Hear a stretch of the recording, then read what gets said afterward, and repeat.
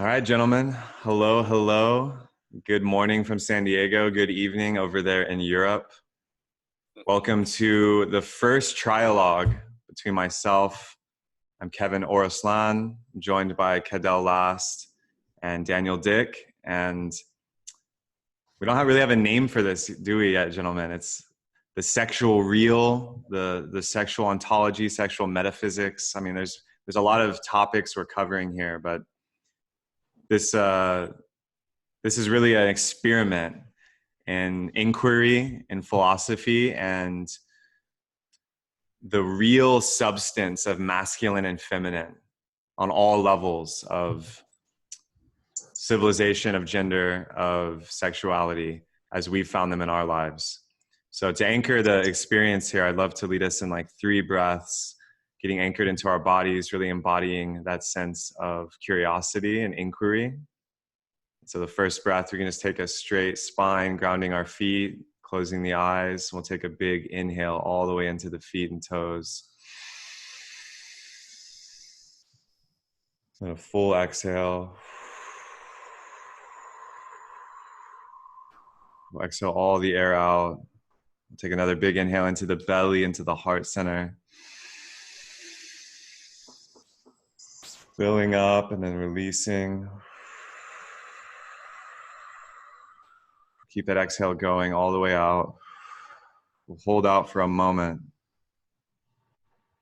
And we'll take the biggest inhale yet today. Holding the breath at the top, sipping it a little more.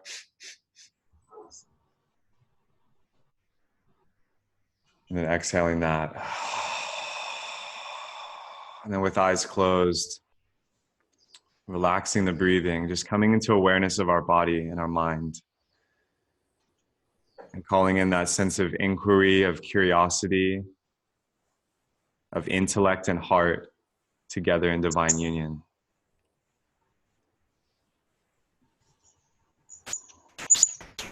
All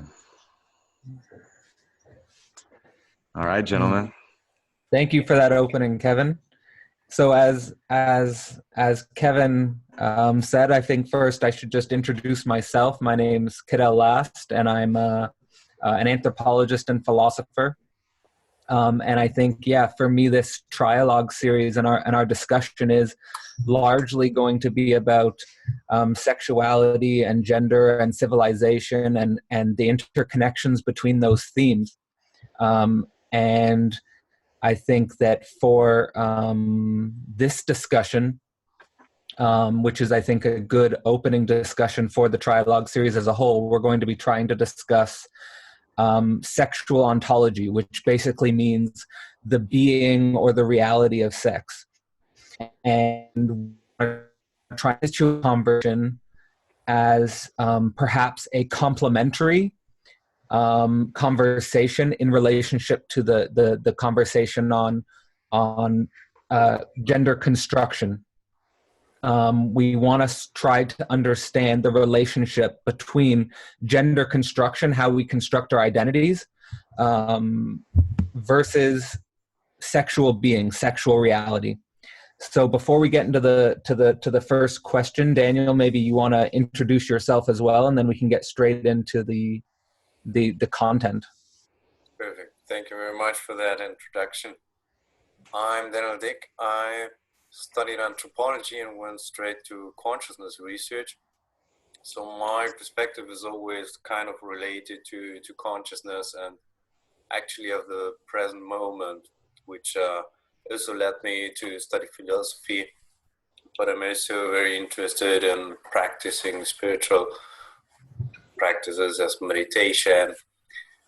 And on this very intimate topic, sexuality, we're all struggling with our sexuality, with our lives, of our daily experiences with sexuality. And it's really amazing to find these 2 great people here and to go really deep into looking forward how we can think this in the 21st century.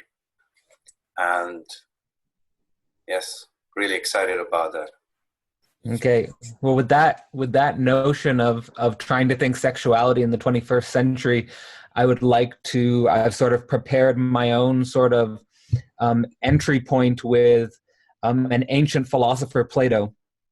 So the question I'm going to ask, and then sort of open it up to the two of you, is how can we think sexuality, or how can we think gender construction inclusive of our sexual lived experience? And the way I want to approach this question for me is that many people today are expressing notions of gender as a spectrum or a multiplicity, that there are more than two genders, that there are, it's more of a gradient of gender, where there may be 10, there may be 20, maybe the number's not important, how many genders there are. But for me, sexuality is still experienced as a oneness or a singularity. This could be expressed through monogamy, for example. This could be expressed through marriage. This could be expressed through many different cultural vehicles. But there's this idea of a oneness. And the story I wanted to throw out to you two is that I was reading the Symposium by Plato this last week, and there's a mythological story that Plato tells about the origin of man and woman as coming from a hybrid entity, a singular entity, which is divided into two. And he says that in sexuality, man and woman is constantly looking for their other half. And we constantly are failing and stumbling and trying to find the other half, but we can't. And so with that story, maybe I just throw out, how do you guys relate to this difference between gender as a multiplicity and sexuality as a unity? And then how do you relate to this idea of like a mythological fall from a oneness and a trying to regain that oneness? Yeah, this is an excellent question posed. I'll jump in here. I love Plato's Symposium, and this idea is very interesting. And to call in, some of my direct experience in maybe the new age spiritual culture as it exists here in California, and also in the festival transformative culture, there's this idea or meme that is very hot right now of twin flames. I don't know if this is a term you were familiar with. But I've seen some people hearken it all the way back to this notion from Plato, that actually the idea of a twin flame is the other half of your soul, because we come from single souls, and the gods, whether to play a trick or whether to reveal some great mystery, in Plato's mythology have divided these souls into two, in female and male bodies. And I think this is fascinating because in deep sexual experience, especially the unity consciousness that emerges in practices like Tantra and the Taoist sexual practices, China and India have these threads in their philosophies and their yogic traditions of sacred sexuality to create a type of super consciousness. And that's kind of the first thing that comes to me on the philosophical level. On the more grounded level, you see a lot of people in life, and I used to be one of these people, searching for the one, right? The one. There's one woman out there, in my case, that can complete me. And as a good citizen of my civilization, I then would marry that woman to create this entity, right? And you mentioned it, Kiddo, marriage. Like if I were to marry this other half, in a way, I would be completing being. In a way, right? Like, and if everyone did this and we were all happy and there wasn't any infidelity or urges or, other ideas about my relationships, then we would have something resembling a perfect society, because in a way we would have taken part in unifying these souls. So that's where I go with this. And I think it's really interesting how it butts up against the sexual real, though, and the actual direct experience is seldom have I met someone who seems to be in this type of union. After the 6 to 9 month honeymoon phase, I think many people discover that they don't even know who the other person was. And they were actually riding a cascade of hormonal and neurotransmitter surges and or mental concepts. So I think it's a beautiful idea. I love Plato's philosophy. I love the root seed of where that idea is coming from. And yet in the modern world, I feel like there's a huge gap between these ideas. And Daniel, I'd love to hear your take. Yes, I want to draw like experiences. We are right now here in Austria. About 2 weeks ago, we had a big referendum for equal rights for women and men.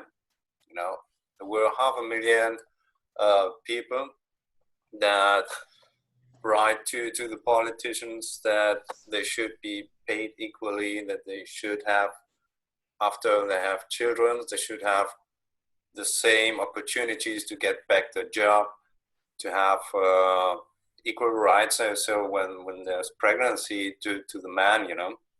So Sweden did a lot of good work on that.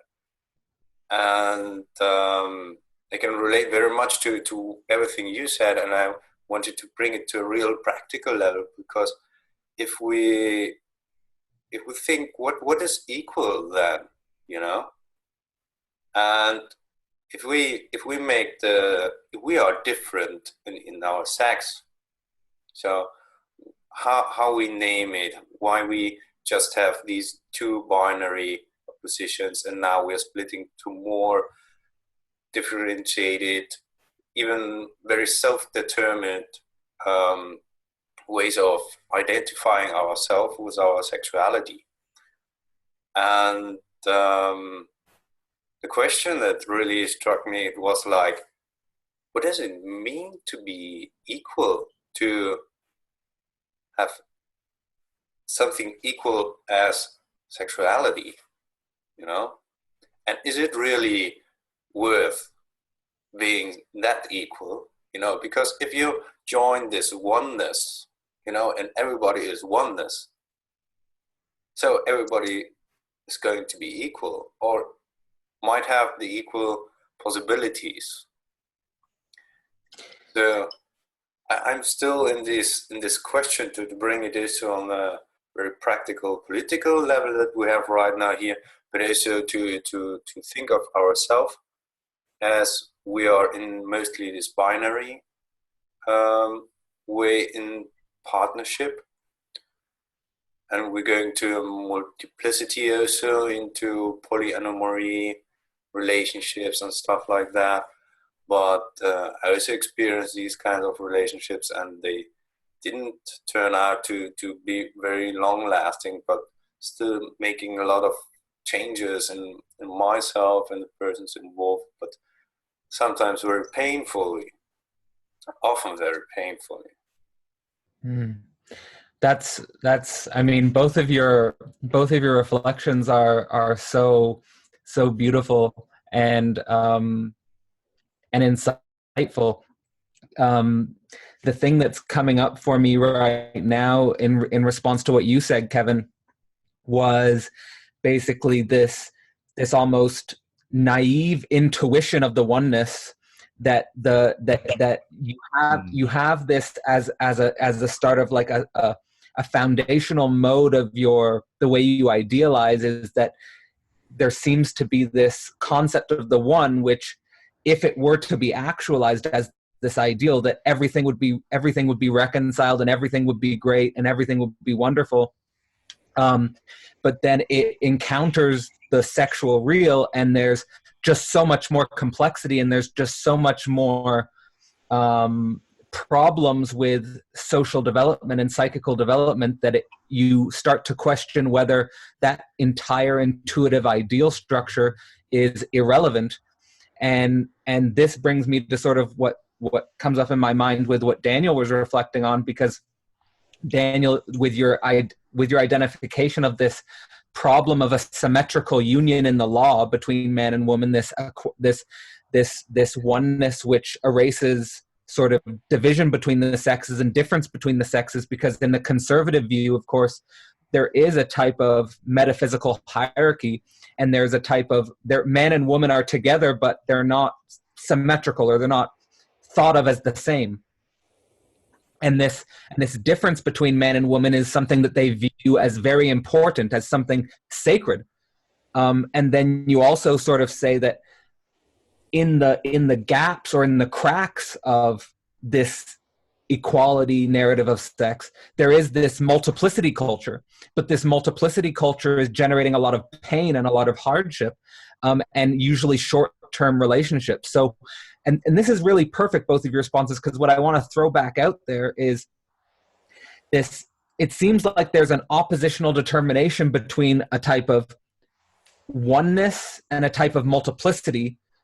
And how do we juggle this oneness and multiplicity, where the multiplicity seems to be very much about individualistic gender expression, and the oneness seems to be very much about the real of our sexual intensity or intimacy, which tends to concentrate in a oneness, but at the same time encounters all sorts of practical problems, which don't seem to be obvious to reconcile. So I don't know, I'll throw it out maybe to Kevin first to see sort of how you feel about that. Yeah, this is a deep question, and it's kind of like leading into some of the other inquiries we had. And for me, it's like there's this idea of civilization, and especially civilization in a golden age where there's high prosperity, high intellect, high emotional intelligence, there's abundance. And in that model, without scarcity, a single union and that singular experience makes a lot of sense, because it in a way stabilizes the culture. It stabilizes the family structure and the civilization itself, because one man, one woman going all in this kind of construct, and then that feeds back into the whole hierarchy of culture itself through their children, through down the lines. And then on the other side, there's the very raw world of tooth and nail Darwin described, and what we see out in the jungle of evolution and scarcity, and the need to, as a male gamete, have many opportunities to spread DNA. And I think this is at the root of the male biology of craving sexual, difference and variety. And this is a felt experience in the male body, even being in a committed relationship, even being married. As a man, you will be attracted to a beautiful woman. You will have a physiological response. And I think that's beautiful. It doesn't mean that the spiritual value of the union is not in integrity. But as you mentioned, Kyle, like reconciling those opposites is not easy. And especially, as you mentioned, Daniel, in relationship, it's quite painful. There's serious psychic and emotional pain that has arisen. I think there's generational wounds around this because of the fact that, men and women, especially in previous times, we're blessed to be in a time of hyperabundance and technological provision. But in earlier times, humans did not have, so much choice and opportunity. There was arranged marriage. Many infants would die at birth. There's a lot of infant mortality. So there's a way in which, the primate evolutionary component comes in with this Plato philosophical component of like two souls becoming one. And what's in the middle is somewhat of a wasteland that I think we still in 2018 are discovering between multiplicity and singularity. So that's my piece on that. Yeah, beautiful. I thought like this point, like when we think of the attraction, because in every time that we are actually something like sexual activated, or we are talking actually about our sexual self, or what is a sexual identity, it's often kind of related to whom we feel attractive, sexually attracted. And that led to the question, so what is really being attractive, or why we are attracted? It's like another standpoint to say, okay, we are not in the monk mode and sitting there and don't have sex and we just don't move, but actually this attraction keeps like moving, and if we go moving and having like this energy, I thought, what is this attraction actually, what we are going for? So in one part, is it like this Darwin style stuff, we're going to spread our genes, but actually we don't think about we are spreading our genes, and that's fine. But we feel like, okay, I have to move somewhere, or I have to, oh, there's maybe a woman, a man, whatever, and somehow I want to get close, and that close, that it can't be closer, you know. So the space that in between gets so close that there might be no space anymore. And I thought in between this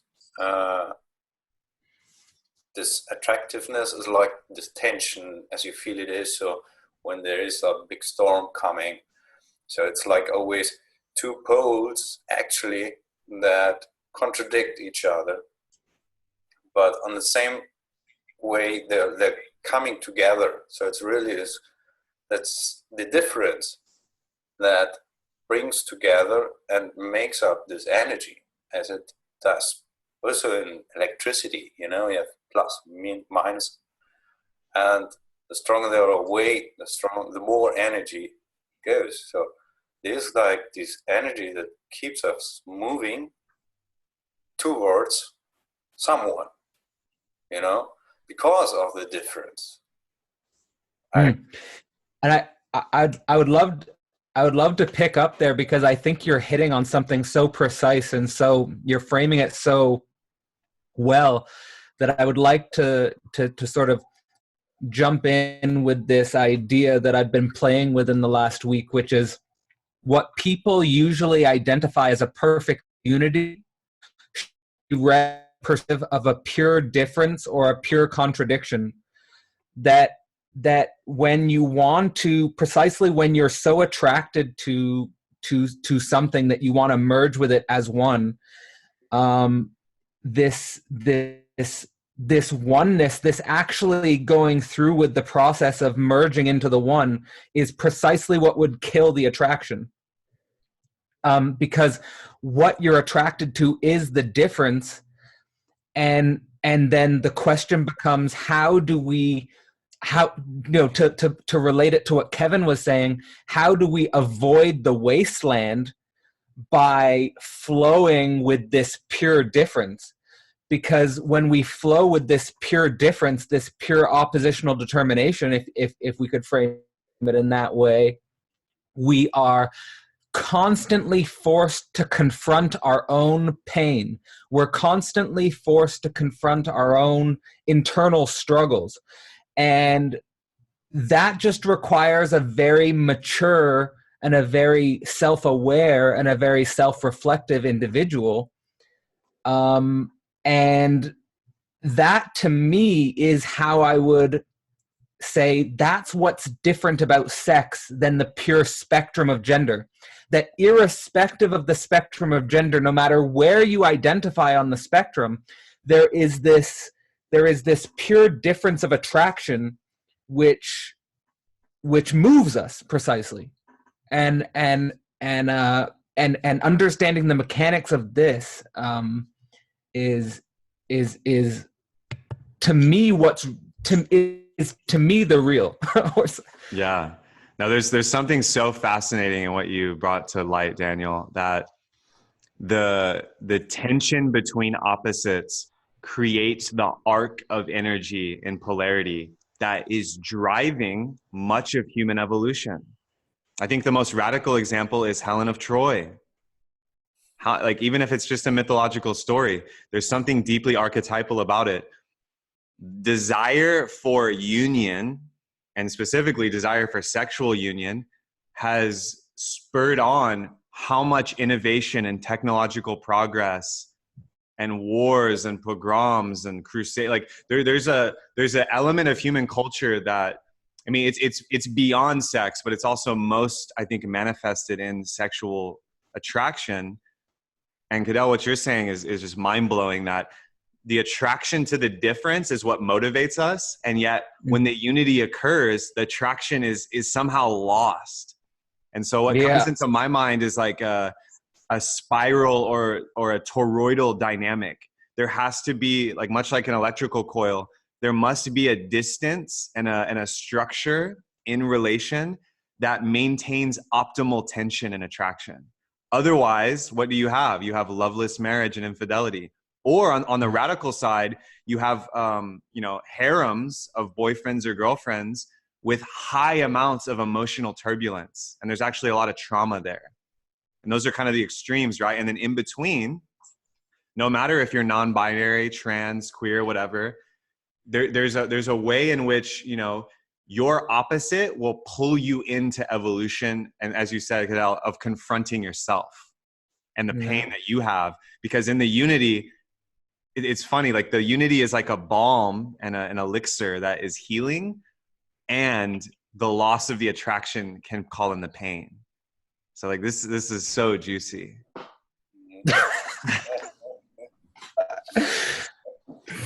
Maybe Daniel, do you want to pivot here? Want to handle the juice? Yeah. Well, okay. So let me just then say, like, I really like the dialogue that conversation generated, that question generated, and I know, Daniel, you sort of just asked a question which was one of your guiding question, but it just merged in so well to the flow of the conversation. Just to sort of summarize, I think we did sort of get at a sexual ontology or a sexual reality there in our discourse, which was really helpful for me to reflect on more. But now, Kevin, do you think you have something you'd like to say or throw out to us that could bounce off of that initial round? Well, no, I think it's a good point. Like I'm willing to flow organically here. Clearly, like the questions we outlined before this, each one has unfathomable depths, and we've already gone into it. So then I think there's something here about the like you nailed it, Daniel, with the moving and the motivational aspect of this, and I think you framed it well. Okay, Kevin and Daniel, if you'd let me then to take this as the theme of this talk as something like of sexual difference and the reality of sexual difference, I would just throw a question out to either of you about navigating this one in multiplicity we were talking about. I would just throw out the question of how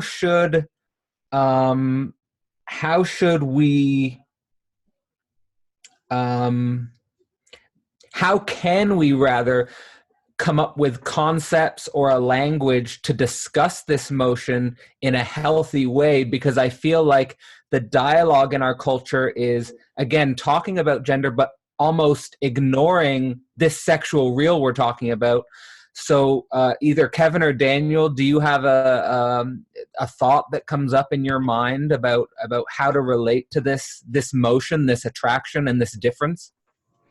Yeah, I'll jump in, and then Daniel, I'll love to hear your take. I have a very short nugget here that I think is important, and it's been a big part of my work with men and women in transformational spaces and in workshops. And this is the real crux here, I think, to answer your question, is to eliminate first. There's an elimination of layers of belief, specifically about the human body. I think the shame and the uncleanliness placed on the human body by many ideologies, not just religious, but many ideologies have placed mental constructs and concepts on top of the human body that limits us from even approaching this discussion of the sexual real and discussing, 40-year beautiful marriages with 7 kids and the rapid emergence of kind of the inheritance of the free love culture in the 50s and 60s, which is what you're seeing now, like polyamory, open relationships, many types of sexual styles that are, in some communities are becoming very popular. So yeah, my piece is that there's an elimination and a de-shaming and de-guilting of the human body itself between men and women. The sexual, actual, the sexes, leaving kind of the gender constructs aside for this one. I think it starts with coming back into a felt presence of the body as inherently a divine or transcendent object, and also a innocence. There's an innocence that has been lost that's reflected in many of the origin mythologies of the world. That's beautiful. I can very relate to that. And I can also add, like from a perspective that it's like we had the last 500 years so much emphasis on the brain, on the mind, you know, because the last frontier is like, okay, we have this mind, and this is like the last stance to truth, you know, but we totally have ignored the wisdom that is really in our body, the immanence of being. So the thinking was always like reaching something beyond our limitations of being in a body, but actually it's now turning around again, and putting yourself in the world becomes very important. And as you're in the world, your body becomes important. So I can relate this is from this point of view. And the other point is like when sexually it is always like kind of intimate, you know. So the question also is like how we put something intimate into something transparent, you know. Should we do this, or does it lose even attraction, you know? Because we have a lot of pornography on the internet, and maybe good, maybe bad, but it also makes like a big difference to feel ourselves and in our personal relationships. So people get a lot of problems because they think sex has to be like pornography, and it isn't like that. For some it is, but for most it isn't, especially not to really go to someone and really going into a conversation if you feel attracted to someone, or to dance with someone until you have the first kiss and so on. So there's a big question to really make another side transparent, as we are talking, for example, about that. I think in order to try to bounce off what the two of you are saying, I'd just like to say, on the one hand, sexual energy is this inspirational, creative energy, but at the same time, sexual energy is a very disorienting and in some ways can be a negative energy, in the sense that we can feel violated, we can feel abused, we can feel misused, we can feel like we can feel like we are losing our freedom in some sense. And so when we're navigating this very complex space between the one and the multiplicity, I think we have to be very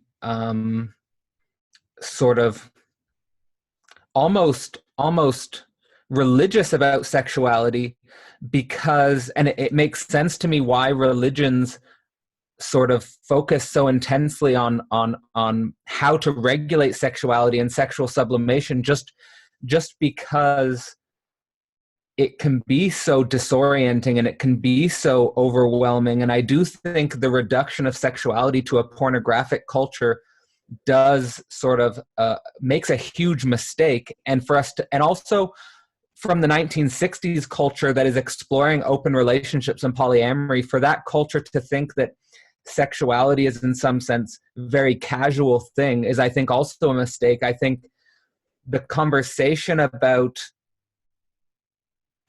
the switching from what you said, Kevin, from the mind to the body and bringing us to our bodies also makes me feel like we have to move to understanding the sacredness of the body, and that's going to require that's really going to require a different language. And I like the concept that you brought up of innocence, and I like the concept that you brought up, Daniel, of transparency.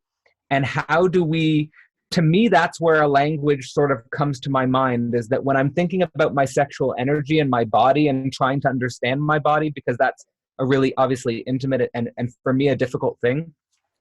I want to be viewed by the other, and I want to be viewed by, if I'm talking right now, we're talking, I want to be viewed in an innocent type of way, like, and because this is a very special energy, and that's sort of where my mind goes with how to talk of the language of it, because I feel like if we view ourselves as innocent, then it might be easier to be transparent, to be vulnerable. Yes, yes. Now you're touching on something very dear. And Daniel, thank you for bringing up pornography. This is a very real, I might even think of it as an evolutionary filter that we're facing, especially in young men. Because young men, there is a way that the pornographic experience has preloaded their consciousness to expect certain things from sex. And on the other hand, as you're saying, Cadell, like the felt raw intimacy and vulnerability of that experience is very tender. And there's a way in which there's a disassociation from the body. And you've nailed it. As our boy Terrence McKenna says, you know, you can't occupy a reality until you can describe it and articulate it. And this is where I believe conservative cultures and religion, unfortunately, through taboo, has seriously gimped this conversation. And this is really the power of intimacy, radical communication, authenticity as practice. And a lot of, you know, since the 50s and 60s, the human potential movement, many that come to mind are like Brad Blanton and his work, nonviolent communication, circling, you know, doing these types of conversations that are, for me, in my experience with partners, was quite clumsy, because I was raised Catholic in Texas. So there was a sense of like, we don't talk about this. And so my inability to talk about it means I have an inability to conceptualize it in the intimate space. And then what the result was for me, and a lot of people I've talked to, is a lot of shame. And shame is a very tricky, you know, sensation and felt experience, because it's, I am bad, I am wrong, something's wrong with me, because I can't enjoy this blissful experience of dating and of intercourse, you know. And so I think you're nailing it, Cadell, with the fact that we must articulate a new reality between men and women, or between whatever sexual relationship is occurring.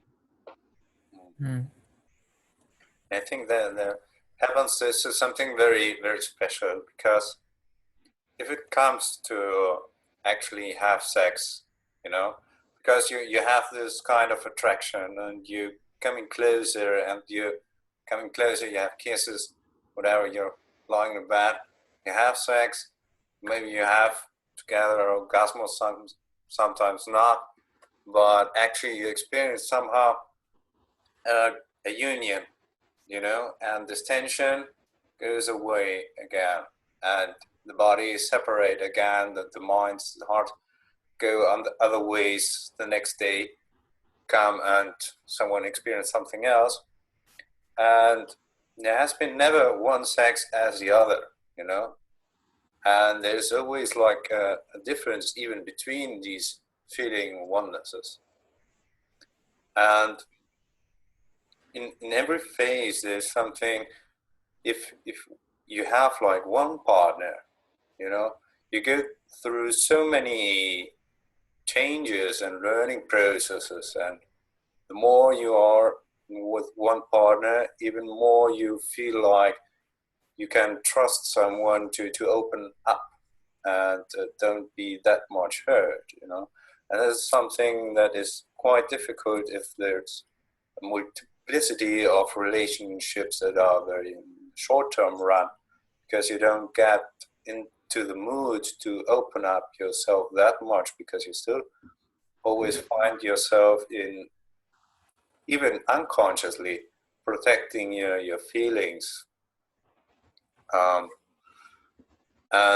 on the other hand, it's quite amazing how, because if you're still in a couple and you still feel attracted, that means that over years, the people are changing simultaneously, because it is also something that you gain, or you integrate the other in your life, in your soul, in your heart, in your mind, and in everything. So somehow, on what you feel attractive, you integrate it in somehow. But then you disintegrate and someone becomes someone else again. So are you saying Daniel, that there's like a temporal limit on the ability to feel attracted in a sustainable way with the other? Like, because one thing I just want to throw out there is something that resonated with me from a talk by Esther Perel, where she said that in the past you were monogamous for a lifetime, and now we're monogamous one at a time. So she would say that I'm monogamous in all of my relationships. And I feel like how people are navigating what Kevin called the wasteland between the one and the multiplicity is this serial monogamy. It's this jumping from one partner to one partner, because it's almost like we're not intelligent enough emotionally in our body, maybe, to hold one, because maybe we feel violated, or maybe we feel like we can't trust, or maybe we feel like we can't share, or maybe we feel like overwhelmed or disoriented. So from what you were saying, are you trying to get at this to me, I would frame it like, in sexuality, in the sacredness of sexuality, you feel a type of eternity or a type of absolute, and then it's about how do you hold that in time. Is that's how I sort of try to make sense of it. But how were you relating to that? Yeah, maybe I can put it that way, because if you have sex, you have like a lot of, and you have good sex, and you're with your mind, your bones, and your heart there, then time really disappears, and it becomes to really a sacred moment that you might never forget, because these experiences where you get dissolved with the other, where time and space just is away, are very intense experiences, and therefore, because of its intensity, it will stay in your mind. And if you're back in daily reality and you have like this memory, it is as it could be now again, if you just remember it. So there is not the time perspective as you would say, okay, we have this time length of 4 months or whatever, but it's more like the intensity of the intimacy that makes up yourself even, I would say that even the most intimate relationships that has the most intensity are the ones that are actually like building blocks of yourself.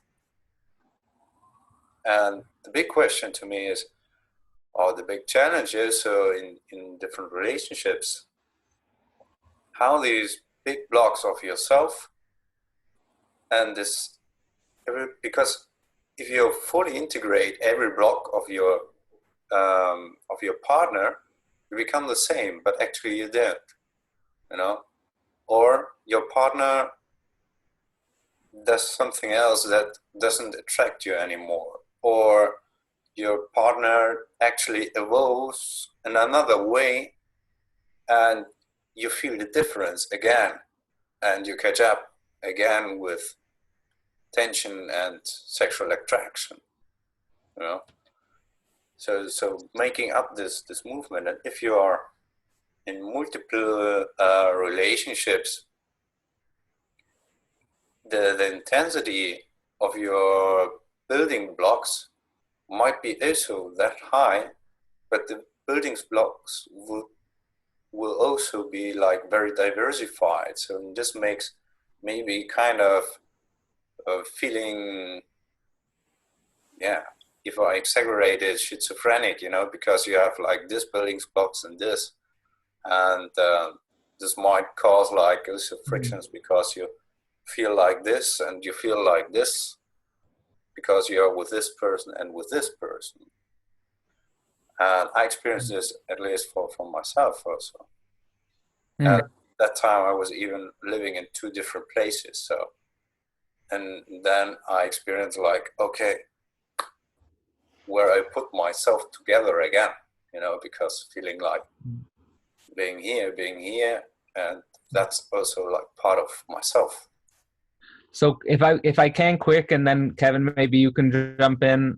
What I'm getting from that is that you're saying that the in terms of your valuation of sexual energy, it's about integration. It's about but it's a dynamical integration. That if you spread your sexual energy out among a multiplicity, that you're going to fragment yourself, you're going to disintegrate yourself, and that we're not necessarily putting a valuation on the maybe the naive one of that a lot of people conceive, where they want to merge with the other and eliminate difference.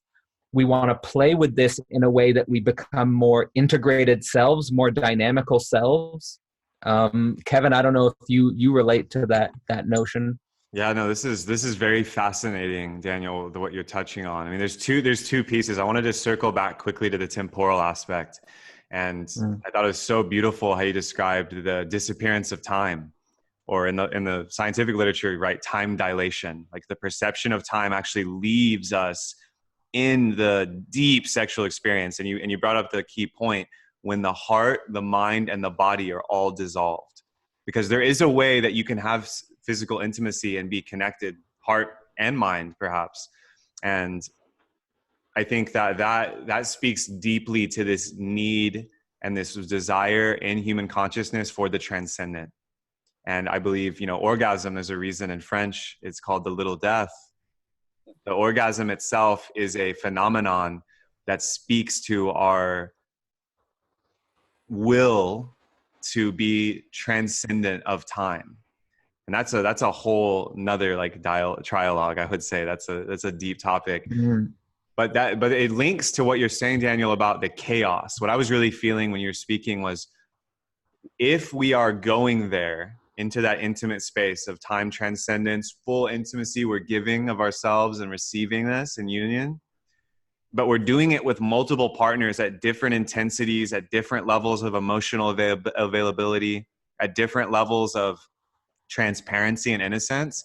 There is a sense that, I really wonder how many you can hold before there is a fragmentation of your consciousness. And that chaos is invited in, right? Like you mentioned, having to put yourself back together. And this was my experience, I'll share briefly, definitely just dabbling in polyamory, but even being in relationship with 2 women at once, and just by my nature, wanting to go deep and experience true intimacy, not just go through the motions, I discovered this friction, this deep friction in my consciousness of fragmenting the most precious energy to me. And I think you mentioned it, Cadell, like the sexual energy is not just a physical procreative function. It's a source of profound inspiration and creativity, and that élan vital, right? That vitality that we experience. So there's a way in which, by putting that into multiple people, into multiple instances, that there's a way you're leaking energy, I believe. And I discovered this for myself, and that's why I don't choose that style anymore.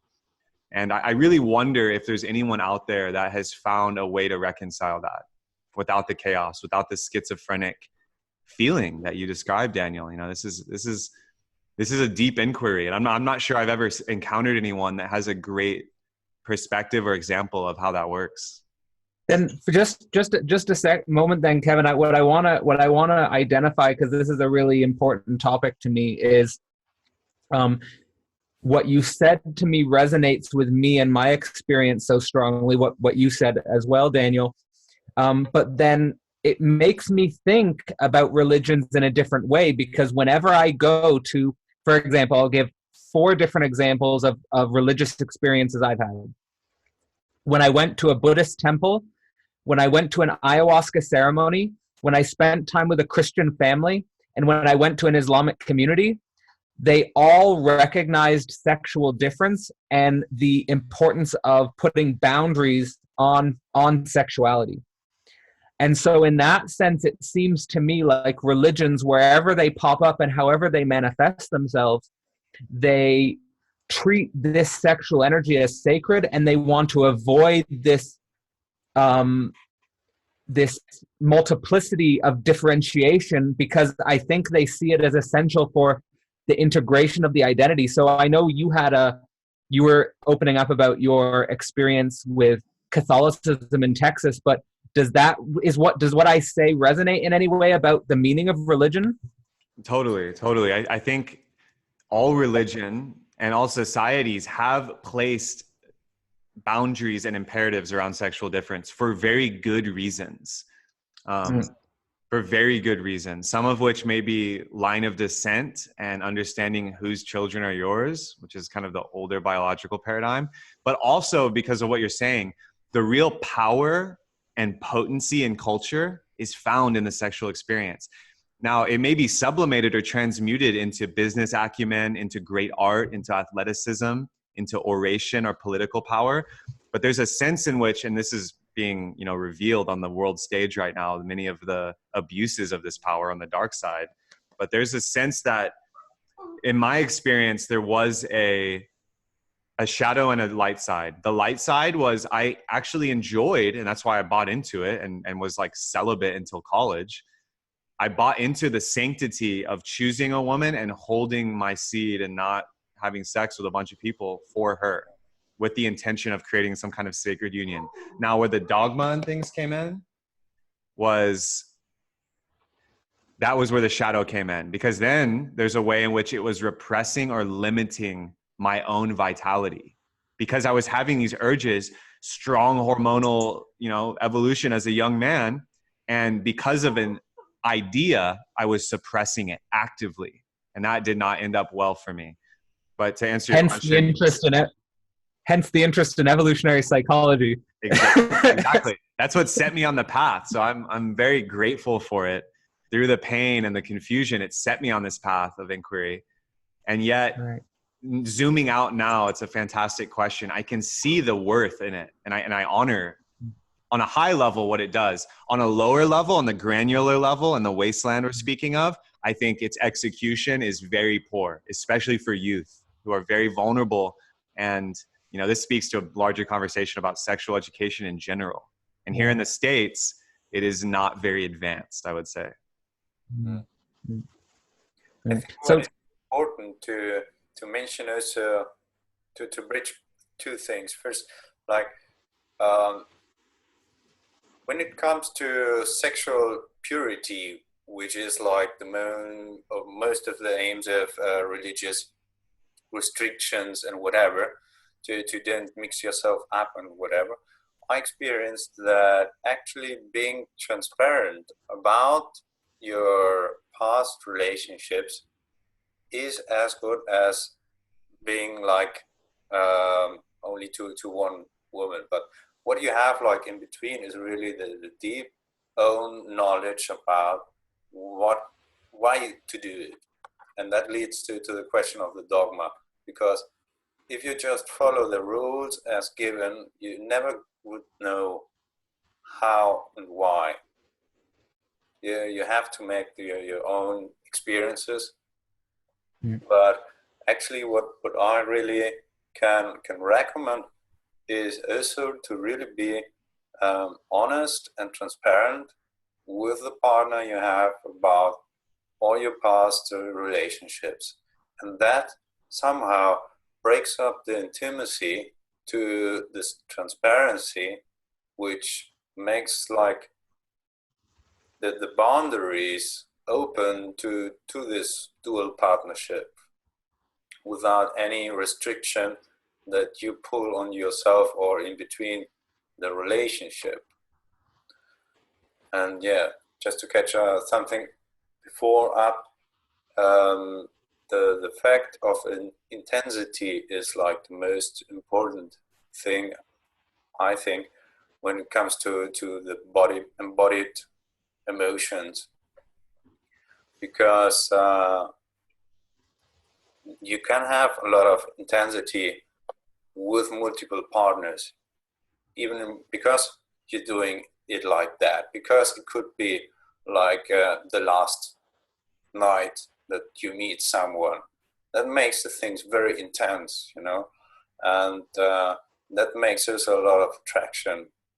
And even that you put yourself like you're not available all the time because there's someone else, that even makes the attraction bigger. You know, it makes it easier for someone to have even more relationships. So I leave it as like an observation, because it's attractive to have multiple relationships, and it is very intense, but it brings a lot of confusion and problems with it. On that note, I think maybe because it's approaching an hour, we should just do a quick summary and then sort of a wrap up on how each of us feel. I mean, I think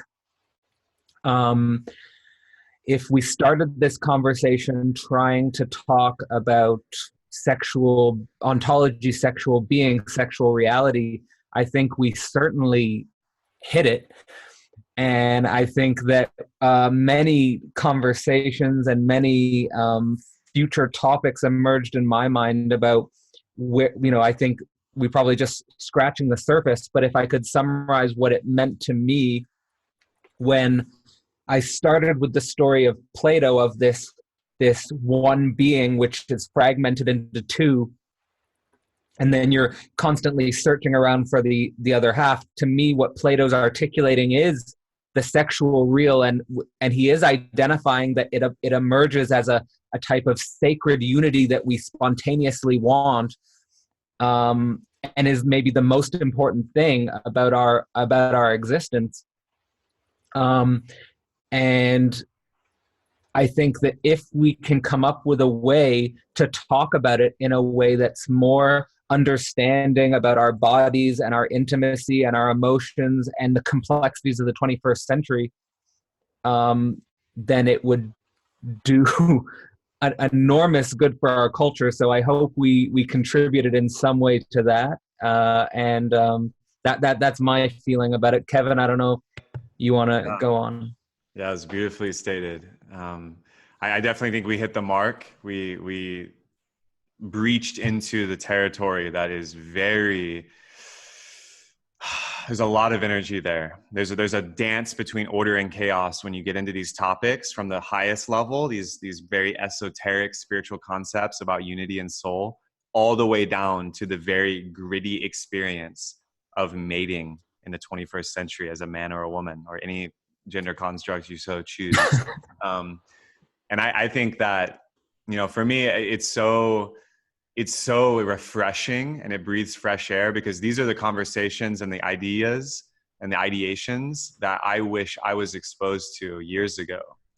And as I mentioned, you know, it allowed me to get to this point, those challenges, but really, you know, in culture at this stage, because of the internet now, and because of the instantaneous transmission of knowledge across the globe, and much of the world isn't even online yet. So that's another thing. As we approach 2020, 2030, 2050, this conversation will not subside. I think it will intensify, and it's going to be important that we have markers to understand the ways in which too much sexual repression and boundaries and taboo actually breeds corruption and it breeds trauma. And we see that now coming to the light in the news, in global media. And on the other side, the radical experiments of sex, drugs, and rock and roll from the 60s and many of the experiences in the multiplicity world also breeds a lot of pain and a lot of confusion and fragmentation. So I believe what we're doing here, and honored to be doing it with you gentlemen, is finding a middle ground where we can articulate these concepts with integrity and maintain the sacredness and the innocence of the individual and the union at the same time. And I think that's an exciting frontier that humanity gets to explore. Yeah, I definitely agree. Yes, sounds very exciting and interesting for the next talks. There is still a lot of questions to discuss, and I take with today the innocence, especially, and the transparency for intimate relationships. And I think that's the way how we can really make this evolvement together, you know, and without, well, we're going through pain also because we're going through a learning process. And every learning process, it's kind of a friction, it's kind of a difference, because that's what keeps us moving and evolving. And I think we are on the stage where we can make this evolution also on this sexual level very transparent and very innocent, as we are talking right now here. And yes, I'm really looking forward for the next one. That's great. That's great. So I don't know, Kevin, do you wanna bring it in for a meditation to close it out, or is there any final thoughts in the circle that want to be expressed? I just want to thank you both for being here. Yeah, thank you guys so much. This is amazing, and this is episode 1 of this Trialogue series. As we mentioned, it's an experiment, and I'm looking forward to the other depths we can delve into, because we've only cracked the surface. And yeah, to close, I'd love to just do a simple little exercise to kind of integrate and invite, you know, whatever audience in the future is partaking in this to join us. And that's just little qigong, actually. Left hand can go on the heart and right hand on the belly. And just sitting up really straight and closing the eyes, I just invite you to breathe into the hands, breathing into the belly and heart with a big inhale. Holding there just for a moment. And exhaling. Releasing tension from the hands, the shoulders, face. And just allowing the beautiful topics, the beautiful embodiments we've shared here to sink in and integrate. These are frontiers. And I call in that inquiry and that curiosity, that innocence into this, because I think that's where the alchemy really lies. So.